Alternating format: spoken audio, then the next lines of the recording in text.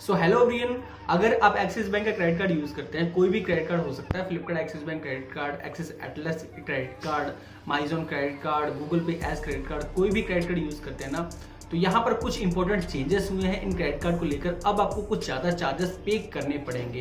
कितने चार्जेस पे करने पड़ेंगे, कब से ये जो न्यू टर्म्स एंड कंडीशन है लागू होगा, सारी डिटेल इस वीडियो में मिलने वाली है। तो वीडियो को एंड तक देखिएगा और चैनल पर पहली बार आए हैं तो चैनल को सब्सक्राइब करके नोटिफिकेशन बेल को ऑन कर लीजिएगा, क्योंकि ऐसे इन्फॉर्मेटिव कंटेंट आपको हमेशा हमारे चैनल पर देखने को मिलता रहता है। तो आप सभी ज्यादा टाइम नहीं लेते हुए चलिए आज के इस टॉपिक को शुरू करते हैं। तो यदि आप भी axis bank credit card holder हैं तो आपको भी एक मैसेज मिल चुका होगा, तो आई थिंक आपने उस मैसेज को चेक कर लिया होगा। नहीं चेक किया तो यहाँ पर मैं आपको सारी चीजें जो है डिटेल में बता देता हूँ। देखिए, हमें जो मैसेज रिसीव हुआ है उसमें एक पीडीएफ का लिंक है। जैसे ही उस लिंक पे क्लिक करोगे तो आपके सामने ये वाला एक पीडीएफ आ जाएगा जहां पर मेंशन है important announcement for axis bank credit card. तो यहाँ पर जो पहला चेंजेस हुआ है वो है लेट पेमेंट चार्जेस को लेकर। अब पहले की बात कर ले तो पहले आपसे जो चार्जेस लिया जाता था 301 से 500 के बीच में आपकी ट्रांजेक्शन वैल्यू थी, तो आपसे 100 रुपये का चार्ज लिया जाता था। अगर आप लेट पेमेंट करते थे तो 501 से 10,000 के बीच में आपकी ट्रांजेक्शन थी तो 500 रुपए का चार्ज पे करना पड़ता था।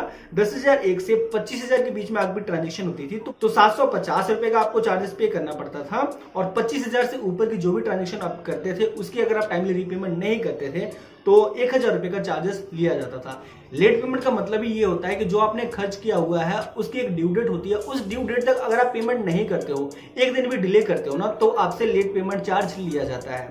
तो ये पहले की मैंने आपको बता दी से कैसे इसका स्ट्रक्चर था।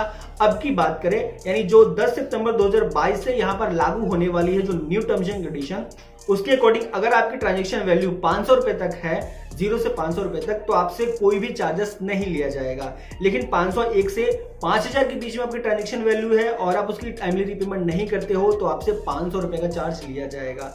5,001 से 10,000 के बीच में आपकी ट्रांजेक्शन वैल्यू हो तो 750 रुपए का आपको चार्जेस लिया जाता था।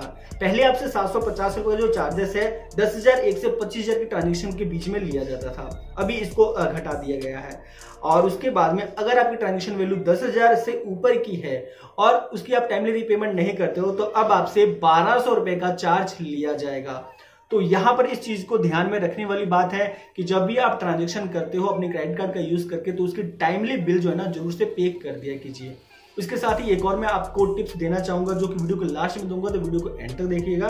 अभी यहाँ पर देखिए एक कार्ड को छूट मिली हुई है जो कि बरगंडी प्राइवेट क्रेडिट कार्ड है। तो अगर आपके पास में बरगंडी प्राइवेट क्रेडिट कार्ड है तो 30 क्रेडिट कार्ड होल्डर को छूट मिली है, जो कि एक हाई वेरिएंट का क्रेडिट कार्ड है, तो बहुत कम लोगों के पास ही ये क्रेडिट कार्ड होगा। इसके अलावा यहाँ पर बात कर ले, देखिए एक और चेंजेस हुए हैं जो कि रिवॉर्ड रिडेम्पशन चार्जेस को लेकर हुए हैं। आपने ऐसे बहुत सारे कार्ड देखे होंगे जिन कार्ड का यूज करने पर आपको कैशबैक नहीं मिलता है बल्कि रिवॉर्ड पॉइंट्स मिलता है। जैसे कि एक्सिस बैंक का माइजोन क्रेडिट कार्ड अगर आप रखे होंगे तो उसमें आपको कैशबैक नहीं बल्कि रिवॉर्ड पॉइंट्स मिलते हैं। Flipkart axis bank credit card में आपको कैशबैक मिलता है, गूगल पे एज क्रेडिट कार्ड में आपको कैशबैक मिलता है, माइजोन क्रेडिट कार्ड हो गया, अदर कई क्रेडिट कार्ड होते हैं जिसमें आपको जो है रिवॉर्ड पॉइंट्स मिलते हैं। तो उन रिवॉर्ड पॉइंट्स को अगर आप रिडीम करते हैं ना तो अब उसके लिए भी आपको चार्जेस पे करने पड़ेंगे। यदि आपके पास में 300 पॉइंट्स है तो आपको कोई भी चार्जेस नहीं देना है रिडीम करने के लिए। 300 पॉइंट्स से 10,000 पॉइंट्स के बीच में है तो आपको 49 रुपए का चार्जेस पे करना पड़ेगा। और 10,000 पॉइंट से ज्यादा है तो आपको पर ट्रांजेक्शन, यानी जितनी बार भी आप रिडीम करोगे 10,000 पॉइंट से ज्यादा का, तो उतनी बार आपको 99 रुपीज का चार्जेस पे करना पड़ेगा। और इसके अलावा कुछ जो क्रेडिट कार्ड है इसमें छूट भी मिली हुई है उनको, जैसे कि बात कर ले select credit card, axis bank Atlas credit card, axis bank signature credit card, और भी कई सारे क्रेडिट कार्ड है जिनको यहाँ पर छूट मिली हुई है। यानी इनके रिवॉर्ड पॉइंट्स को रिडीम करने में आपको किसी भी तरह का चार्जेस नहीं देना है। सो ही एक अपडेट आया था axis bank credit card holders के लिए जो कि बहुत ही इंपॉर्टेंट अपडेट था।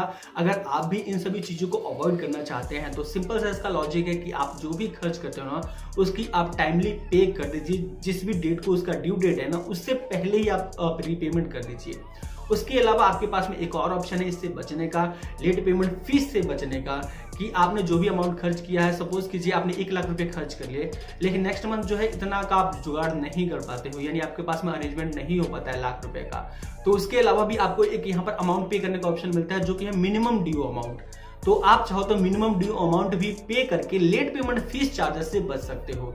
जो भी आपका आउटस्टैंडिंग अमाउंट होगा उसमें तो आपको इंटरेस्ट पे करना ही पड़ेगा, कैरी फॉरवर्ड होकर आ जाएगा नेक्स्ट बिल में इंटरेस्ट के साथ लगकर। लेकिन जो लेट पेमेंट फीस लगना होगा ना, उससे आप बच सकते हो। तो मिनिमम ड्यू अमाउंट जरूर से पे कर दीजिएगा। अब मिनिमम ड्यू अमाउंट का मतलब ये नहीं हुआ कि जितना मिनिमम ड्यू अमाउंट है उतना ही, जितना आपसे हो सके, जितना अधिक से अधिक हो सके उतना पे कर दीजिएगा, ताकि जो आउटस्टैंडिंग अमाउंट बचे सिर्फ उस पर ही आपको इंटरेस्ट पे करना पड़े।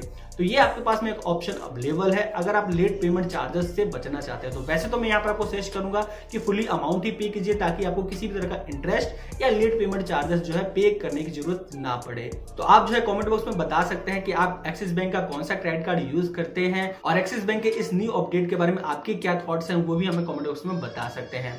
उम्मीद करता हूं आज का ये वीडियो आपके लिए काफी ज्यादा हेल्पफुल रहा होगा। वीडियो पसंद आया तो वीडियो को लाइक करके अपने दोस्तों के साथ शेयर कर दीजिए, और चैनल पर पहली बार हैं तो चैनल को सब्सक्राइब करके नोटिफिकेशन बेल को जरूर से ऑन कर लीजिएगा।